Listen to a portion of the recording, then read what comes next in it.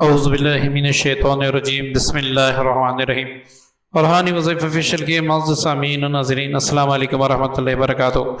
اگر آپ بندش میں جکڑے ہوئے ہیں اور آپ بندش کا علاج بھی مختلف عاملین سے کروا چکے ہیں لیکن آپ کو افاقہ حاصل نہیں ہو رہا، اب آپ چاہتے ہیں کہ میں خود اپنے بندش کا علاج کرتا ہوں، یا آپ اپنے گھر میں کسی کا بھی بندش کا علاج خود کر سکتے ہیں، یہ صرف آپ کے گھرانے تک محدود ہے عمل۔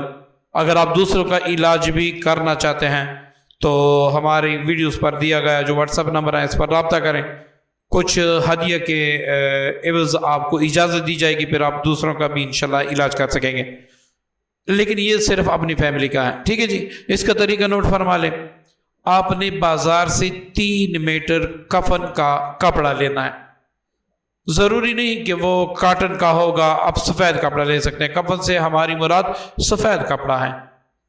آپ نے ایسا سفید کپڑا لینا ہے جو سلا ہوا نہ ہو، 3 میٹر آپ نے لینا ہے۔ 3 میٹر لے کر آپ نے اس کے چاروں کونوں پر یہ لکھنا ہے، آپ اپنے پاس پینسل کاپی رکھیں، جو میں بتاؤں وہ لکھ لیا کریں، ٹھیک ہے جی۔ یہاں پر اسکرین پر لکھ کے میں نہیں دکھا سکتا۔ آپ نے کیا لکھنا ہے؟ آپ نے لکھنا ہے فرعون، حامان، شداد، نیچے آپ نے لکھنا ہے غرق شود، ٹھیک ہے، اردو میں اس کو کہتے ہیں غرق شد، غرق شود آپ نے لکھنا ہے۔ اب نیچے اس کی فوراً غرق شود کے نیچے آپ نے لکھنا ہے کہ مالی، کاروباری، رشتوں کی بندش، تمام قسم کے بندشات ختم ہو۔ ایسے ہی الفاظ آپ نے جو 3 میٹر کفن کا کپڑا لیا ہے یا سفید کپڑا لیا ہے اس پہ آپ نے لکھ دینے ہیں، ٹھیک ہے جی۔ درمیان میں آپ نے گول دائرہ بنا لینا ہے اور اس میں آپ نے مریض کا نام، اس کی والدہ کا نام اور یہ لکھ دینا ہے کہ اس کی تمام بندشیں ختم ہو۔ اب آپ نے کیا کرنا ہے کہ مریض کو بٹھا کے اس کے اوپر آپ نے سارا کفن جو ہے نا وہ لپیٹ دینا ہے تاکہ مریض کہیں سے بھی دکھائی نہ دے۔ ایک جگ میں آپ نے اپنے پاس پانی بھی رکھنا ہے، یہ یاد رکھیں، پانی بھی رکھنا ہے۔ مریض کے چاروں طرف آپ نے اچھی خوشبو والی اگربتی بھی سلگانی ہے۔ یہ ضروری کام میں بتا رہا ہوں، اب ایسے نہیں کہ اسکپ کر کے دیکھیں اور پھر فائدہ نہ ہو اور پھر کہیں کہ بھائی اس سمجھ سے مجھے فائدہ نہ، فائدہ ہر حال میں انشاءاللہ آپ کو ہوگا، ٹھیک ہے۔ جب آپ یہ تمام چیزیں کر لیں، اب آپ نے اپنا اور مریض کا حصار اور حجاب کرنا ہے۔ اگر میں کہوں گا کہ میں متعدد ویڈیوز میں بتا چکا ہوں تو لازم بات ہے کمنٹ میں کوئی کہے گا کہ بھائی آپ نے اس میں کیوں نہیں بتایا، تو آپ نوٹ فرما لیں، پہلے 7 بار سورہ فاتحہ، 7 بار آیت الکرسی، 7 بار آخری چاروں کل پڑھ کے اپنی شہادت کی انگلی پر دم کر کے اپنے سر سے 7 بار گھمائیں اور یہ کہیں کہ یا اللہ اس کلام پاک کی برکت سے میں نے اپنا حصار کیا۔ پھر پڑھائی کیے بنا آپ نے پھر شہادت کی انگلی پہ دم کر کے، اس دوران آپ نے کسی سے بات نہیں کرنی ورنہ حصار کا جو ردم ہے نا وہ ٹوٹ جائے گا۔ آپ نے مریض کے سر سے انگلی 7 بار گھمانی اور یہ کہنا کہ یا اللہ اس کلام پاک کی برکت سے میں نے اس مریض کا حصار کیا، کوئی جن انس اس عمل میں دخل انداز نہیں ہو سکیں گے، یہ حصار ہو۔ اب آپ نے حجاب کرنا ہے 21 بار، وَجَعَلْنَا مِن بَيْنِ أَيْدِيهِمْ سَدًّا وَمِنْ خَلْفِهِمْ، سورہ یاسین کی بڑی مشہور آیت ہے، یہ 21 بار پڑھ کر خود پر بھی دم کرے، مریض پر بھی دم کرے۔ اب آپ نے علاج شروع کرنا ہے۔ آپ کے پاس ایک جگ پانی پڑا ہے، اب آپ نے 41 بار مریض کو آپ نے کہنا کہ آنکھیں بند کر کے آپ نے لا حول ولا قوت الا باللہ یہاں تک یا الا باللہ العلی العظیم یہاں تک اس نے پڑھنا ہے، بار بار دہرانا ہے، آنکھیں نہیں اس نے کھولی۔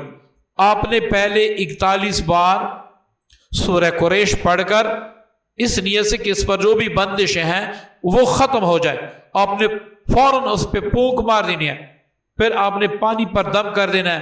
پانی میں 3 بار آپ نے ہاتھ ڈبو کے تھوڑا سا پانی لے کے اس مریض پر پھینکنا ہے اور ہر بار یہ کہنا ہے کہ مطلب آپ نے ہاتھ میں پانی لیا، مریض کی طرف پھینکے گا اور کہیں گے کہ ساری بندش اس کلام کی برکت سے ٹوٹ جائے، ساری بندش اس کلام کی برکت سے ٹوٹ جائیں۔